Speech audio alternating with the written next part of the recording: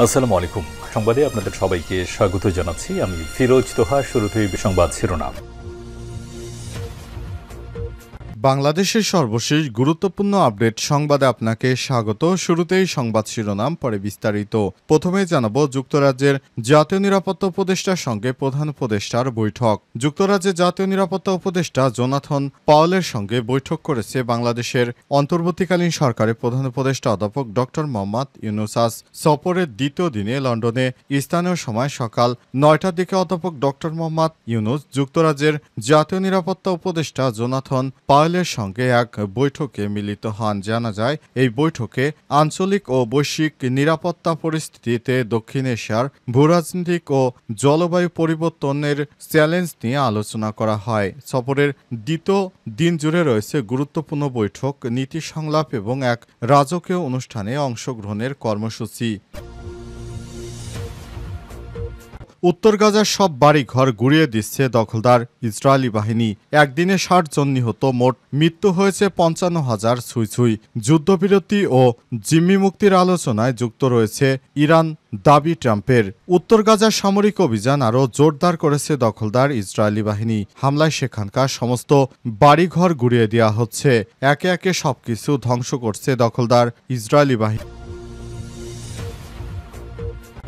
এরপর জানাবো, মুসলিম দেশগুলো যদি জমি দেয় তাহলে ফিলিস্তিন রাষ্ট্র গঠন করা হবে, বললেন মার্কিন রাষ্ট্রদূত। মুসলিম দেশগুলোর অনেক বড় ভূখণ্ড রয়েছে।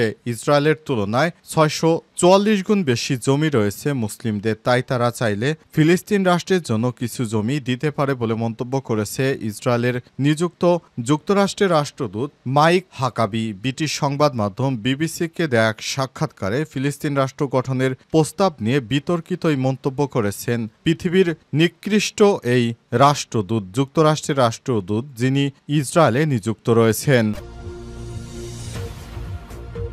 এদিকে মানবাধিকার কর্মীদের অভিযোগ, ভারত বিদেশি শনাক্তকরণের নামে মুসলিমদের দেশ ছাড়া করতে বাধ্য হচ্ছে। উত্তর পূর্ব ভারতের আসাম রাজ্যে কথিত বাংলাদেশি শনাক্তকরণের নামে যেভাবে বাংলাদেশে পুশব্যাক প্রক্রিয়া জোরদার করা হয়েছে তা নিয়ে উদ্বেগ প্রকাশ করেছে মানবাধিকার কর্মীরা। তাদের দাবি, এই বহিষ্কার অভিযানে বহু নিরীহ মুসলিম নাগরিককে ধর্মীয় পরিচয়ের ভিত্তিতে টার্গেট করা হচ্ছে। খবর রয়টার্স। এবারে জানাবো, রপ্তানি নিষেধাজ্ঞা তুলে নিতে যুক্তরাষ্ট্র এবং চীনের রূপরেখা চূড়ান্ত, লন্ডনে শীর্ষ পর্যায়ের বৈঠক। যুক্তরাষ্ট্র ও চীন বৈশ্বিক বাণিজ্য উত্তেজনা প্রশমনের লক্ষ্যে রপ্তানি নিয়ন্ত্রণ সহজ করার জন্য একটি প্রাথমিক চুক্তিতে পৌঁছেছে। লন্ডনে ২ দিনব্যাপী বৈঠক শেষে আজ উভয় পক্ষ থেকেই ঘোষণা করা হয়েছে। এবং যুক্তরাজ্যের জাতীয় নিরাপত্তা উপদেষ্টার সঙ্গে প্রধান উপদেষ্টার বৈঠক। যুক্তরাজ্যের জাতীয় নিরাপত্তা উপদেষ্টা জোনাথন পাওয়েলের সঙ্গে বৈঠক করেছে বাংলাদেশের অন্তর্বর্তীকালীন সরকারের প্রধান উপদেষ্টা অধ্যাপক ড মোহাম্মদ ইউনুস। সফরের দ্বিতীয় দিনে লন্ডনে স্থানীয় সময় সকাল ৯টার দিকে অধ্যাপক ড মোহাম্মদ ইউনুস যুক্তরাজ্যের জাতীয় নিরাপত্তা উপদেষ্টা জোনাথন পাওয়েলের সঙ্গে এক বৈঠকে মিলিত হন। জানা যায়, এই বৈঠকে আঞ্চলিক ও বৈশ্বিক নিরাপত্তা পরিস্থিতিতে দক্ষিণ এশিয়ার ভূরাজনৈতিক ও জলবায়ু পরিবর্তনের চ্যালেঞ্জ নিয়ে আলোচনা করা হয়। সফরের দ্বিতীয় দিন জুড়ে রয়েছে গুরুত্বপূর্ণ বৈঠক, নীতি সংলাপ এবং এক রাজকীয় অনুষ্ঠানে অংশগ্রহণের কর্মসূচি। অন্তর্বর্তীকালীন সরকার দায়িত্ব গ্রহণের পর থেকে তিনি বাংলাদেশকে এক অনন্য উচ্চতায় নিয়ে গেছেন। অন্তর্বর্তীকালীন সরকারের প্রধান উপদেষ্টা দায়িত্ব গ্রহণের পর তিনি বাংলাদেশটাকে খুবই সুন্দরভাবে সামনের দিকে এগিয়ে নিয়ে যাচ্ছেন।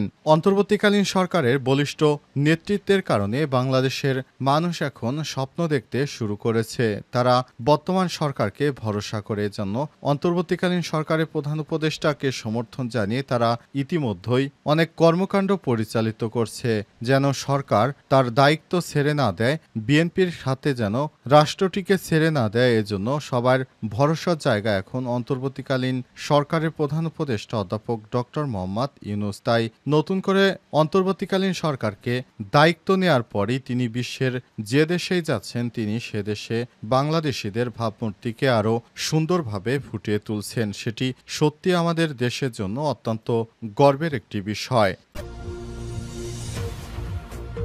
উত্তর গাজার সব বাড়িঘর গুঁড়িয়ে দিচ্ছে ইসরায়েল। দখলদার ইসরায়েলি বাহিনী এখনও ব্যাপক আকারে গাজার নিরীহ ফিলিস্তিনিদের উপর তার ধ্বংসযজ্ঞ চালিয়ে যাচ্ছে। দখলদার ইসরায়েলি বাহিনী এখনও নিরীহ ফিলিস্তিনিদের উপর যে আক্রমণ প্রথম থেকে তারা চালিয়েছিল সেটি এখনও অব্যাহত রেখেছে। আজ দখলদার ইসরায়েলি বাহিনীর প্রধানমন্ত্রীর নির্দেশে বিমান হামলা অব্যাহত রেখেছে দখলদার ইসরায়েলের সেনারা। এখনও নিরীহ ফিলিস্তিনিদেরকে যেভাবে হত্যা করছে পৃথিবীর ইতিহাসে নিকৃষ্ট।